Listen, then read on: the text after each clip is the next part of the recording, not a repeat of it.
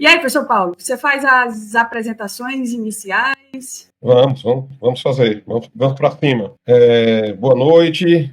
Vocês estão no perfil do Estruturando Soluções aqui no Instagram. Eu sou Paulo Miranda, engenheiro de estruturas, e hoje eu estou aqui conversando com a arquiteta Ailana Mouta. Nós já fazemos aí alguns trabalhos juntos, ela trabalhando na parte de arquitetura, eu trabalhando conjuntamente com ela com a parte de estruturas. E a Ailana, além de ser arquiteta atuando como projetista e urbanista, ela também atua com consultoria em algumas obras que ela projeta. É isso, Ailana? Exatamente. Como consultoria e fazendo também o acompanhamento, né? Inclusive de alguma das obras que a gente desenvolveu os projetos juntos e que com esse caminhar, com esse alinhamento aí de projetos, de compatibilização, acabam surgindo dúvidas, né? Eu não sei se algum aluno vai estar aqui acompanhando a gente, mas quando eu estive na coordenação e na docência, eu ouvia muita preocupação de alunos que se sentiam inseguros porque iam se formar, ainda não sabiam tudo. Meu povo, não tem um novo projeto, pelo menos na arquitetura, um novo desafio que eu não aprenda algo novo, senão não tem nem graça. E aí, nesse acompanhar de obra, eu tenho aprendido muito com as dúvidas que eu trago para você esclarecer, e em especial naquelas áreas que não são da nossa expertise, né? Nós, enquanto arquitetos, do canteiro de obra, literalmente. Dúvidas que, às vezes, assim, por experiência, muita coisa a gente consegue resolver lá, mas outras não tem como. São bem específicas, e em especial aquelas que são estruturais. E aí esse nosso caminhar dessas dúvidas sanadas, desses projetos, nos trouxe até aqui, né? Perfeito. Estou aqui à sua disposição para a gente conversar sobre o assunto de hoje. A gente vai conversar sobre a influência dos agregados graúdos nas propriedades do concreto, inclusive as interferências que o agregado graúdo tem no próprio dimensionamento da estrutura e detalhamento. A gente vai falar por isso também. Mas eu quero começar passando aí a palavra para você. As dúvidas iniciais são suas e coloco aqui à disposição. Pronto. Paulo, assim, a gente até, nos últimos dias, a gente gravou aquele podcast com alguns cortes, e você foi bem específico na área das propriedades do concreto mesmo. Que enquanto eu vou me colocar na posição daquela pessoa, daquele profissional, por não ver a imensidão que é o mundo concreto. Eu confesso que eu também imaginava que era só uma mistura de cimento, areia, brita e água. E aí, depois daquela nossa conversa, meu Deus do céu, o quanto uma mistura pode ter variações e o quanto essas variações interferem na obra, na estrutura como um todo. E aí eu separei algumas dúvidas, algumas perguntas aqui, em especial sobre, você colocou, eu pedi, a gente chegou nesse consenso do tema de hoje, que foi a importância do agregado graúdo no concreto. E aí eu levantei algumas dúvidas e algumas perguntas minhas e de colegas estudantes sobre esse material específico da construção civil. E eu vou começar perguntando: brita é tudo igual? Não. Existe uma grande variedade, né, de agregados graúdos. Começa pela natureza do agregado, porque, na verdade, em geral, o agregado ele é uma rocha. Tá? E a gente está falando aqui de concretos convencionais. O agregado é uma rocha, e sendo uma rocha e existindo rochas de diferentes origens e diferentes formações, nós temos, então, uma grande variedade de agregados. A gente pode citar, por exemplo, agregados naturais, né? Quando eu me refiro a agregado natural, eu estou me relacionando a esses agregados que estão produzidos a partir de rochas naturais. Então, a gente tem agregados que são produzidos de rochas primárias, também chamada de rochas magmáticas, como, por exemplo, o granito, tá? É uma rocha muito utilizada para a produção de agregado graúdo, né? E utilizado aí em grande escala no Brasil. Mas você pode ter agregados de outras naturezas. Você pode ter agregados produzidos a partir de rochas metamórficas, a partir de rochas sedimentares. Agora, obviamente que a natureza do agregado, incluindo aí a sua formação, influencia na resistência do agregado. Tá? Então, se a gente estiver falando aqui de um agregado arenítico, por exemplo, o arenito é uma rocha sedimentar. Então, ele não tem a mesma resistência de uma rocha primária, como, por exemplo, o granito. Tá?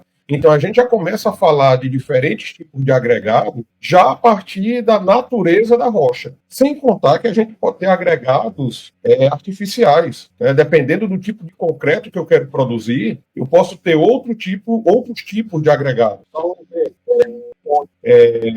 produzir um concreto de massa específica mais baixa, que é conhecido como concreto leve, e uma das formas de produzir concreto leve é substituir o agregado graúdo convencional, que seria um agregado natural obtido a partir de rocha, por um agregado de massa específica mais baixa. O que é muito utilizado em concreto leve? O uso de argila expandida, que não é um agregado natural, mas que muda as suas propriedades. Então, resumindo a resposta da tua pergunta, agregado graúdo ou britas, né, com o nome que a gente conhece de forma mais popular, é tudo igual? Não, de forma alguma. Existem muitas variedades. Vale.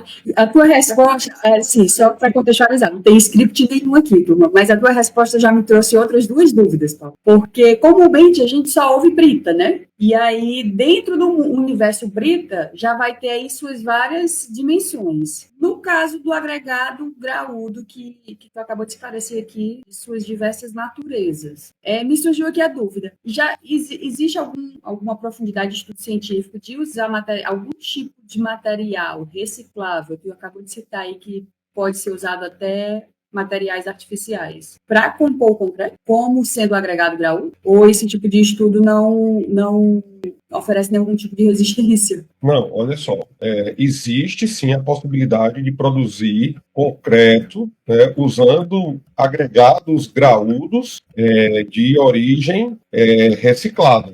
Inclusive, dentro da própria cadeia da construção civil, nós temos os concretos produzidos com resíduo de demolição e construção. Isso é uma possibilidade já incluída em normas brasileiras, tá? Então, é possível fazer uma demolição de uma estrutura, de uma edificação. A partir dessa demolição, os agregados são classificados, tá? Em agregados que são originados ali de concretos existentes ou de rocha, e você pode ter outros tipos de agregado, de origem cerâmica e tudo mais. Uma vez classificados esses agregados, alguns podem ser usados como concreto estrutural, outros não, mas podem ser utilizados como concreto não estrutural. Então, nós já temos uma norma, né, já há algum tempo, que permite esse uso e que classifica os agregados de origem de demolição e indica em que situações nós podemos utilizá-los. Existem outras situações, ainda não normatizadas, mas que são objetos de estudos, como, por exemplo, produzir concreto não estrutural utilizando resíduos de EVA. Então, nós temos algumas pesquisas, inclusive um colega nosso, um amigo meu, lá do Instituto Federal, já fez essa pesquisa em nível de mestrado e doutorado, utilizando resíduos, né, de placas de EVA da indústria calçadista para a produção de agregados usados em concreto não estrutural. Então, você pode produzir aí algumas peças com massa específica bem reduzida, sem contar que você está contribuindo aí, né, para o meio ambiente, dando um destino para essas peças que não teriam utilização alguma. Paulo, vai desculpando o nível da pergunta, mas eu sou arquiteta, releve. Mas uma dúvida que me surgiu agora também é o agregado dentro da receita do concreto. Pronto, agora eu vou pegar o título da nossa live. A importância dele no desempenho estrutural. Eu não sei se eu posso perguntar assim, de 0 a 10, o quão relevante percentualmente ele está para se chegar naquelas propriedades especificadas no projeto estrutural. Tá, a influência que o agregado graúdo vai ter nas propriedades do concreto depende muito do tipo de concreto que nós estamos falando. Existem situações como, por exemplo, com concretos leves e concretos pesados, que uma das propriedades importantes a ser alcançada é a sua massa específica. Num caso como esse, o agregado graúdo vai ter uma influência muito considerável. Outras situações, quando a gente precisa controlar de maneira rigorosa o modo de elasticidade do concreto. O modo de elasticidade do concreto, ele é fortemente influenciado pela natureza do agregado graúdo. Inclusive, eu já tratei esse assunto em uma live que está lá no nosso canal do YouTube. Tá? Então, agregados graúdos de origem primária, magmática, como, por exemplo, granito e basalto, eles produzem um concreto com uma elasticidade mais elevada. Já concretos produzidos com arenito, por exemplo, possuem um modo de elasticidade mais baixo, o que pode levar a maiores deformações na estrutura. Então, assim, depende muito do tipo de concreto que se está falando. Agora, independente, né, do tipo de concreto que se trabalha e independente da influência ser maior ou menor, é importante saber que a influência do agregado graúdo nas propriedades do concreto, ela é extremamente importante, um pouco mais ou um pouco menos, mas é algo que não se pode desprezar, inclusive, Ailana, do ponto de vista de custos. Tá? A gente não está falando somente do desempenho da estrutura de concreto, quando estamos falando aqui da influência do agregado. A gente também precisa levar em consideração que o tipo de agregado, o formato, o diâmetro máximo do agregado, ele influencia também nos custos da produção do concreto. O mesmo agregado, Paulo. Eu vou pegar a brita aqui, que talvez é o mais comum. O mesmo agregado. A brita granítica. Pronto. O fato dela ser maior ou menor na prática, aonde ela é usada? Tipo assim, a brita de maior é usada em tal situação, a menor é usada em tal situação. Existe isso ou é realmente só a questão do desempenho? Não, olha só. Vamos manter, né, o assunto dentro da produção do concreto convencional. Tá? Esse concreto que é frequentemente utilizado, que tem ali uma massa específica da ordem de 2.400 quilogramas por metro cúbico. Tá? Nesse caso, trabalhando com o mesmo agregado, com o agregado granítico, que é o mais comum, é o mais frequente, pelo menos em grande parte do Brasil. Inicialmente, do ponto de vista de custos, o ideal é se trabalhar com o agregado graúdo de maior diâmetro possível. Quanto maior o diâmetro do agregado graúdo, eu estou falando em termos de custo, mais econômico será o concreto. Vou dar aqui um exemplo bem simples para o pessoal entender. Eu vou produzir 1 metro cúbico de concreto, utilizando um agregado graúdo de diâmetro máximo, vamos pensar aqui, 38 milímetros, um agregado grande, tá? Eu vou ter menor quantidade de argamassa para envolver os grãos do agregado graúdo, tá? Lembrando que concreto convencional é a mistura de agregado graúdo com argamassa. E argamassa é pasta de cimento com agregado miúdo, que é areia. Então, se eu tenho agregados graúdos de maior diâmetro, eu vou precisar de menos argamassa para envolver esses agregados, os grãos do agregado. Se eu parto para um agregado de diâmetro 9 milímetros, eu já vou precisar de muito mais argamassa para envolver os grãos do agregado graúdo. Tá? É uma relação que está diretamente associada à superfície específica. Quanto menor o diâmetro do agregado, para o mesmo volume, eu terei mais superfície a ser envolvida pela argamassa. Então, o ideal ter sempre agregados graúdos de maior diâmetro, do ponto de vista econômico, porque eu tenho menos argamassa, e tendo menos argamassa, eu tenho menos cimento, que é o insumo mais caro da produção do concreto. Agora, nem sempre eu vou poder utilizar agregados graúdos de grandes diâmetros. Por exemplo, eu estou trabalhando numa obra de fundação, onde eu tenho uma grande peça, eu tenho uma taxa de armadura baixa, eu tenho espaço entre as barras de aço que permitem a passagem de agregados maiores. Então, eu posso fazer uma dosagem para minhas peças de fundação usando um agregado de maior diâmetro, a favor da economia, chegando ao mesmo resultado de desempenho, tá? Agora, se eu vou para uma viga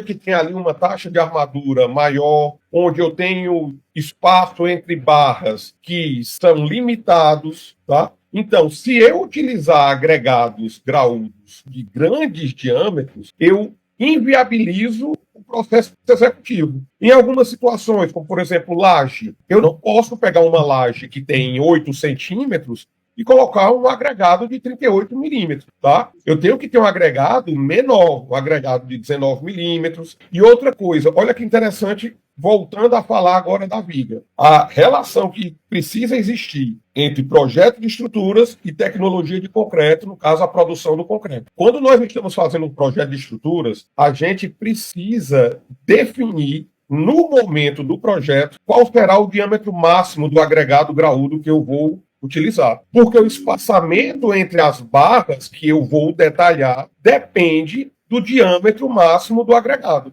Então, isso está em projeto? Está em projeto. No projeto de estrutura já deve ser informado qual é o diâmetro máximo do agregado que o projetista considerou. Sim. Posso compartilhar uma tela contigo? Sim, sim.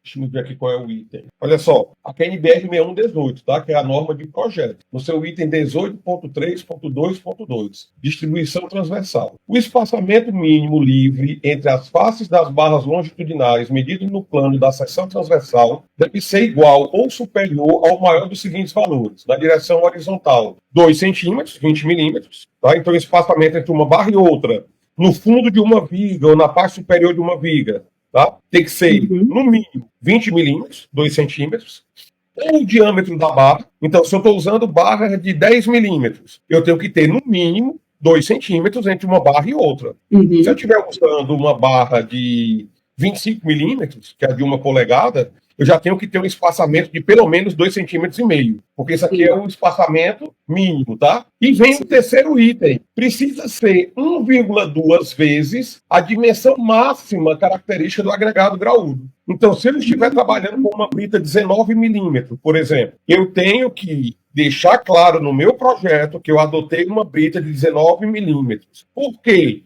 Porque o espaçamento entre barras, se eu estiver usando uma barra de 10 milímetros, precisa atender a 3 condições mínimas, né? Ou no mínimo 2 centímetros, ou no mínimo 1 centímetro, que é o diâmetro da barra de 10 milímetros, ou no mínimo 1,2 vezes 19 milímetros, que vai dar 2,2 centímetros por aí. Então, num caso como esse, eu não posso usar uma brita de 25 milímetros, porque se eu usar uma brita de 25 milímetros, eu terei problemas na execução. Eu vou lançar o meu concreto, ele não vai passar pelo espaçamento das barras. Quando eu tirar a forma, eu vou ter ali falhas de concretagem, que já vão comprometer o desempenho da estrutura, que já vão levar mais facilmente a uma condição de manifestação patológica futura. Então, além da natureza do agregado, que a gente já falou aqui, até o diâmetro máximo é algo que precisa ser observado e, em conjunto, é algo que é definido pelo projeto de estruturas e que precisa ser obedecido pelo tecnologista. Por quê? Porque, do ponto de vista econômico, quanto maior, melhor. Mas eu não posso sempre usar grandes agregados, em função das limitações executivas. Entendi. O universo. Agora, também me surgiu outra dúvida, não sei se a gente vai sair um pouco do assunto, mas aí depois a gente volta, porque no caso, um dia desse eu lhe perguntei, você explicou que o projetista ele não tem obrigação, na verdade é um problema, ele dá essa sugestão do traço, da dosagem, do projeto estrutural. Ele precisa dar as informações que ele quer para aquele projeto estrutural. Mas aí eu te pergunto, Paulo, e aí a gente vê aqui nossa realidade, pelo menos eu vou falar minha realidade de obras pequenas, mas até onde existe uma obrigatoriedade de ter um tecnologista nas obras, existe um limite de porte de obra, como é que funciona essa questão, inclusive também de ensaios para saber se esse concreto está de acordo? Tá. Existe alguma regulamentação que obrigue? Não, o que nós temos de regulamentação é a NBR 12.655, tá? Que trata da dosagem e do controle. Agora, você não precisa obrigatoriamente ter um profissional que é especializado em tecnologia do concreto para desenvolver dosagens ou controle tecnológico de obras de pequeno porte. Sabendo que o executor, tá? O engenheiro executor ou o arquiteto que estiver envolvido com a execução, com a assistência técnica, com a responsabilidade da construção, ele precisa garantir que as propriedades do concreto estabelecidas no projeto estão sendo alcançadas. Se o engenheiro sabe como chegar nessas propriedades sem o auxílio de um tecnologista, tudo bem. Agora, se não alcançar as propriedades, quem será responsabilizado? O projetista, ou o construtor, ou o engenheiro, ou arquiteto responsável pela execução da obra. Aqui vai caber um corte para ficar um alerta. Eu vou dizer isso para mim mesmo e para os meus colegas que geralmente acompanham as obras, né? Porque às vezes a gente faz um certo acompanhamento semanal ou quinzenal, e muitas vezes o que eu oriento, na maioria das vezes para o meu cliente quando vai executar, mesmo obras de pequeno porte, é exatamente essa importância do engenheiro estar presente da fundação, porque assim, coisas que precisam estar sendo observadas, se está de acordo com o projeto, porque são coisas que depois que a arquitetura cobre, a gente não tem como saber. E a responsabilidade de achar ali, não, estou só assinando, é bem mais delicado, né? Porque vai... E inúmeros são os problemas, Ailana. A gente já teve alguns momentos falando sobre isso. Tive um podcast com um advogado, onde nós conversamos a respeito disso, né? Vários são os casos de engenheiros ou de arquitetos que se responsabilizam pela execução de uma obra e não prestam a devida assistência, e quando os problemas surgem, eles são responsabilizados por isso. Não adianta dizer, olha, não, eu simplesmente assinei uma ART no caso da engenharia, ou uma RRT no caso da arquitetura, né? Eu não passava lá constantemente, eu não isso, eu não aquilo. Não justifica. Uma vez assinado o documento, você se torna responsável pela execução. E sendo obra de concreto, você precisa, sim, ter a certeza de que aquelas propriedades que foram definidas no projeto de estruturas estão sendo alcançadas. Muito importante, muito bom saber disso. Para ficar exatamente o alerta. E o alerta, inclusive, Paulo, eu não vou nem dizer como argumento de venda, não. Primeiro, para a gente ter a responsabilidade de fechar contratos apenas aquilo que a gente realmente tem domínio. E outra, saber explicar para o nosso cliente, não é só o preço daquilo ali, a importância que a gente está colocando do nosso nome sobre aquela obra em todas as etapas. E outra coisa, olha só, um tempo atrás, tá? Isso aí, alguns anos atrás, a norma de projeto de estruturas, ela permitia a adoção de concretos de resistências mais baixas. Tá? Houve um tempo lá atrás em que a resistência máxima do concreto era de 15 MPa. Há muito tempo, tá? Muito tempo atrás, nas primeiras versões da norma de projeto de estrutura. De 2003 para cá, a resistência mínima passou a ser de 20 MPa. 20 MPa considerando uma classe de agressividade ambiental baixa. Se a gente vai para uma classe de agressividade ambiental 2, a resistência mínima já passa a ser 25 MPa. Tá? Classe de agressividade 3, 30 MPa. Então, os projetistas, devido principalmente à questão de durabilidade, nós precisamos adotar resistências mais elevadas. Isso de 2003 para cá. Tá? Não é nada, já se vão aí 22 anos, que a resistência mínima do concreto é de 20 MPa. Mas olha só, tem situações em que a gente especifica 30. E o mercado executor não acompanha essa evolução de norma. Então, não é fácil, gente, dependendo dos agregados, não é fácil atingir um concreto de 30 MPa. E a gente vê constantemente projetos estruturais de residências com resistências mínimas de 25, 30, por questão de durabilidade. Né? Então, a gente vai fazer um projeto em uma região litorânea, onde a agressividade é maior, tá? Vai partir de 30 MPa. E aí as pessoas querem, e aí quando o projetista adota 30 MPa, ele vai dimensionar com essa resistência. Então ele vai ter peças menores, ele vai ter uma taxa menor de armadura, o que termina sendo algo favorável em termos de custos e resultados, contanto que o executor entregue um concreto de 30 MPa. O que eu volto a dizer, não é simples de ser atingido. Não dá certo alguém baixar uma tabelazinha lá da internet, onde tem lá concreto de 30 MPa, use uma padiola use tanto um saco de cimento, tantas padiolas de areia, tantas padiolas de fita, e isso vai dar certo. Não necessariamente. E digo para você, a experiência que eu tenho, na grande maioria das vezes, para não dizer em 100%, não dá certo. Tá? Concreto de 30 MPa, o pessoal não alcança. Me surgiu outra dúvida agora. O concreto de 25 para 30, o que eu mudo na dosagem dele para aumentar? É exatamente as quantidades do... Você vai aumentar, vou falar de uma forma bem simples aqui, tá? Você vai aumentar a quantidade de cimento e você vai diminuir a quantidade de água em relação à quantidade de cimento, que a gente chama de fator água-cimento. Água-cimento. Quando você diminui muito a quantidade de água para melhorar as propriedades da argamassa, né?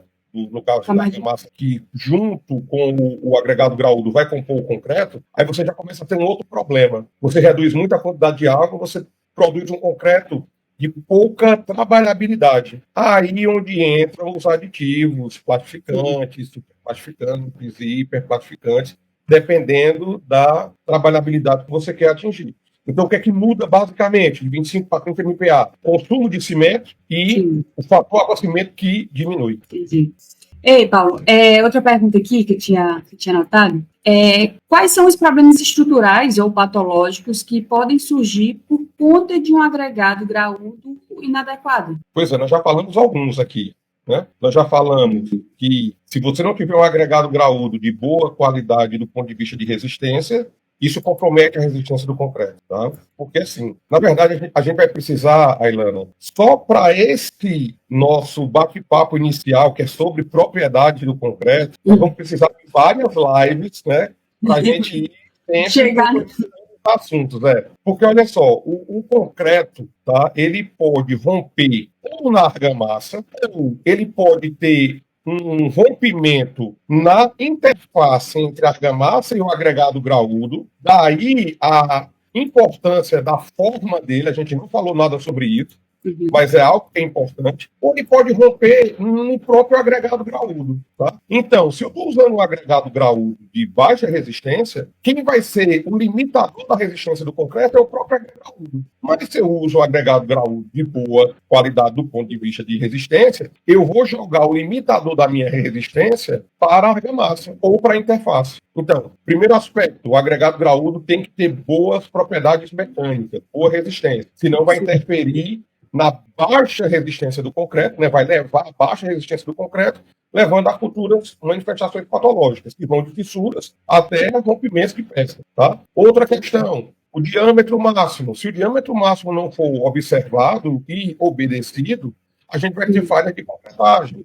Se a gente tiver agregados graúdos muito grandes, né, de diâmetros muito elevados, e a gente não tiver um teor de argamassa adequado para essa condição, nós podemos ter maiores problemas de segregação do concreto no momento do lançamento, principalmente de elevadas alturas. Aí você vai ter uma base da tua peça, como por exemplo um pilar, uma parede, com pouca argamassa. E aí já é uma condição, né, uma situação que permite o acesso dos agentes agressivos nas armaduras, na base do pilar. Um problema a mais, devido à segregação do concreto em função de você não dosar bem a quantidade de agregado graúdo em relação à quantidade de argamassa, que a gente chama de teor de argamassa. E isso se torna mais evidente quando se trabalha com agregados graúdos de maior diâmetro. Então, não é que é proibido, mas você tem que saber como lidar com essa situação.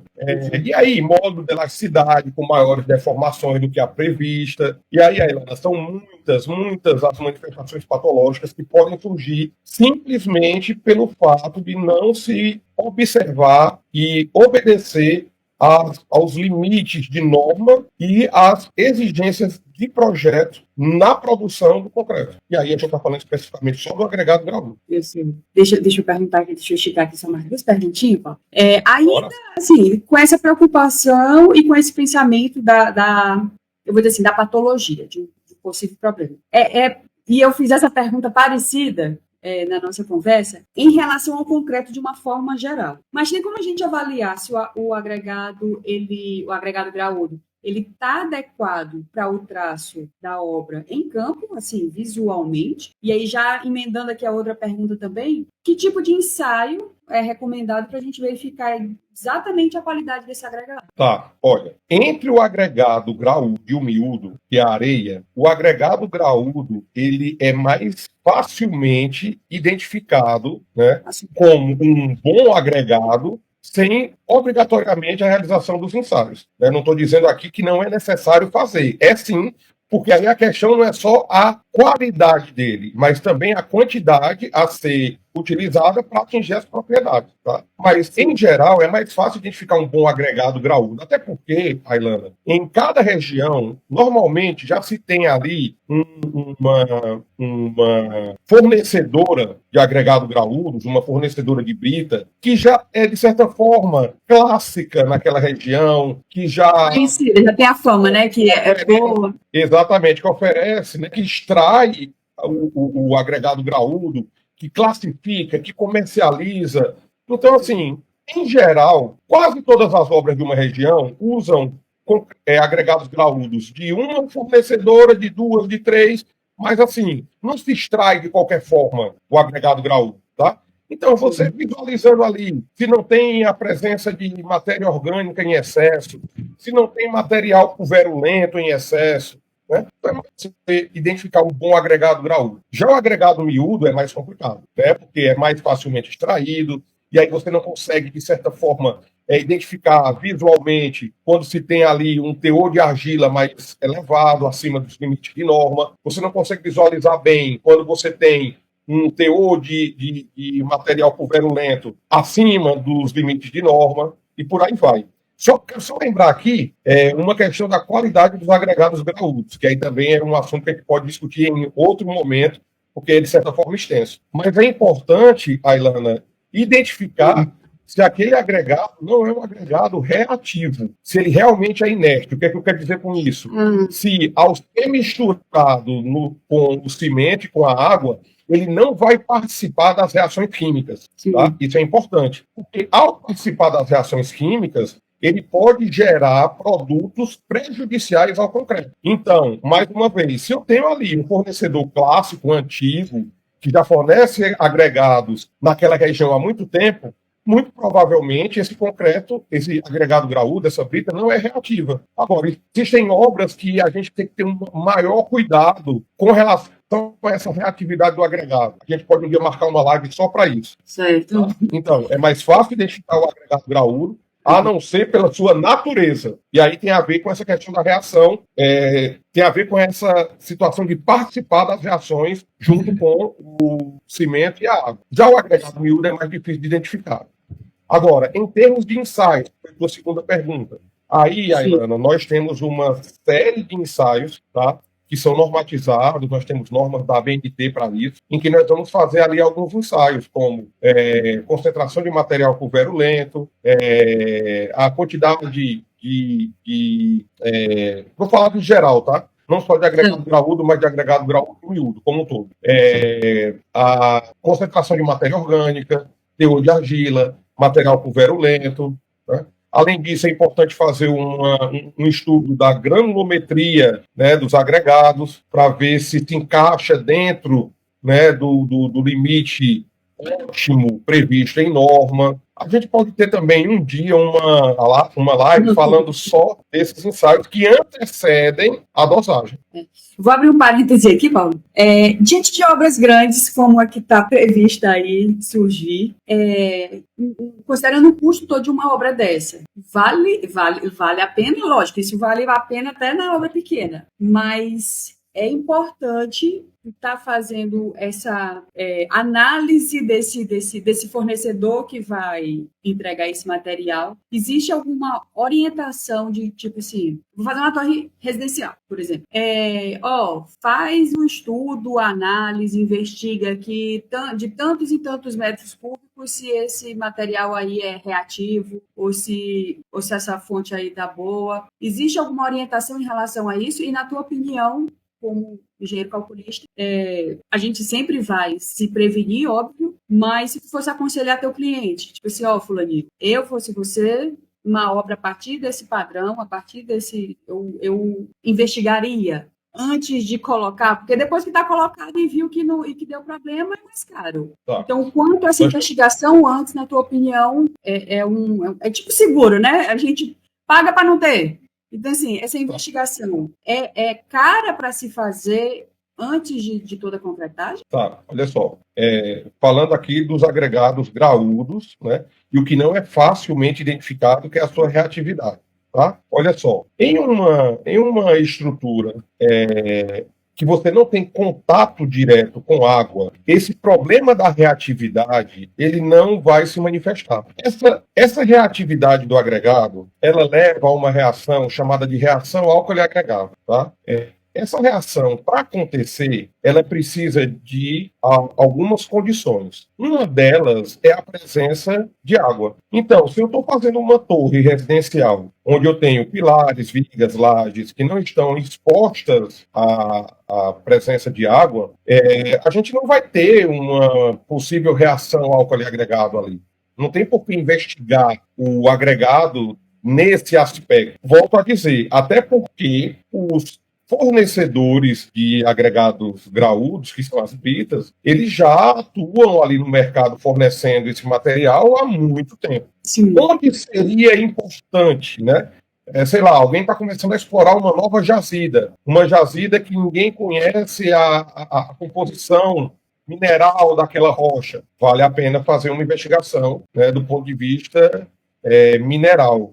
Fazer ensaios petrográficos, mineralógicos, para identificar essa composição mineral da rocha. Em uma torre residencial, em uma obra onde você já tem ali um fornecedor antigo, não tem por que se preocupar com isso. Em que situações a gente se preocupa mais? Obras do tipo barragens, canais, alguns tipos de fundação, principalmente onde se tem um solo ali mais úmido, com presença de água, tá? Aí sim, aí não é uma opção, você realmente tem que fazer. É tanto que essas obras de infraestrutura nacional, né, como por exemplo a obra da transposição do Rio São Francisco, sempre que eles vão comprar um concreto, mesmo de uma usina, eles exigem um certificado dos ensaios dos agregados graúdos, comprovando que o agregado graúdo não é reativo. Uma obra de infraestrutura em presença de água, tá? Mas em uma torre comercial, isso não se torna tão importante nem obrigatório, não.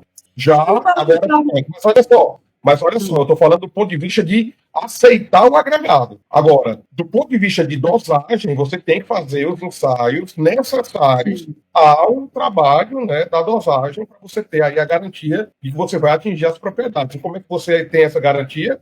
Com a dosagem e com o controle tecnológico. Aí sim, você tem quantidades mínimas, você tem método de aceitação, tem tudo isso que deve ser seguido em qualquer obra de qualquer que seja seu ponto, principalmente tratando de uma torre de edifício. Tá. Essa pergunta que eu vou saber, provavelmente quem foi engenheiro ou construtor que estiver aqui na live vai saber a resposta, mas aí eu vou perguntar porque eu estou curiosa mesmo.